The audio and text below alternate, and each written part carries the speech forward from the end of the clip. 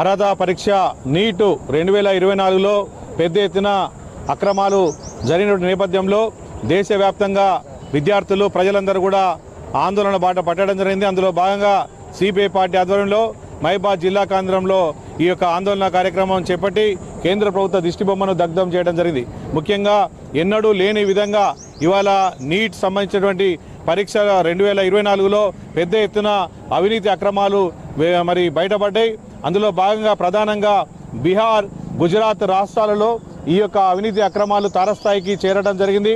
ప్రధానంగా ఈ యొక్క నీటి పరీక్ష సంబంధించినటువంటి ఈ యొక్క పరీక్షలో 2024 సంబంధించిన దాంట్లో సుమారు 24 లక్షల మంది విద్యార్థులు ఈ పరీక్షకు మరి అటెండ్ కావడం జరిగింది. ఇది ప్రపంచంలోనే అత్యధికంగా మరి ఎన్టీఏ నేషనల్ టెస్టింగ్ ఏజెన్సీ ఈ యొక్క నీటును నిర్వహిస్తుంది. అందులో భాగంగా గతంలో జేఈ అదేవిధంగా ఇతర సంబంధించిన పరీక్షలు, అదే కాకుండా ఇది కూడా ప్రధానంగా నీటును నిర్వహిస్తున్నటువంటి సందర్భంలో ఈ యొక్క అవినీతి అక్రమాలు బయటపడటం విద్యార్థుల పాలిట శాపంగా మారింది. మీ ప్రభుత్వం బాధ్యత వహించాలి. NTA national testing authority agency సంబంధించినటువంటి దాంట్లో జరుగుతున్న డొల్లా పెద్ద ఎత్తున అక్రమాలు, ఒక పెద్ద ఎత్తున మాఫియానే చేరి అర్హత సంబంధించినటువంటి వైద్యులను కాకుండా ఒక నాసి రకమైన లేదా అవకతవకలు పాల్పడి సీట్లను పెద్ద ఎత్తున కుంభకోణాలకు పాల్పడి సాధించినటువంటి వాళ్ళు ఇవాళ వైద్య వృత్తి ద్వారా సమాజానికి ఏ రకంగా సేవ చేస్తారో మనం ఆలోచించాలి.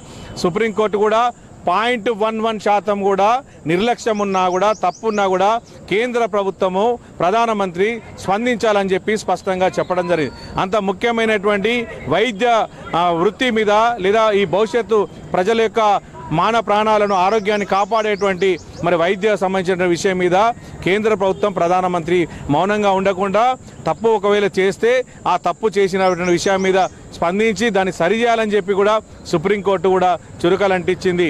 దీని మీద ఇప్పటికైనా మీనమిషాలు లెక్క పెట్టకుండా జరిగినటువంటి వాటి మీద పూర్తిగా విచారణ జరిపి బాధ్యుల మీద చర్యలు తీసుకొని ఇలాంటి ఘటనలు జరగకుండా చూడాలి.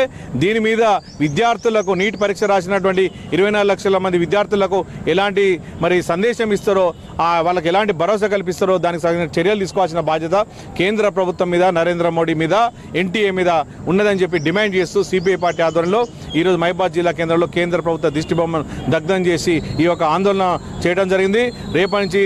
రేపు కూడా సిపిఐ పార్టీ ఆధ్వర్యంలో నిరసన ఆందోళన కార్యక్రమాలు కూడా కొనసాగిస్తామని చెప్పి తెలియజేస్తా ఉన్నాం.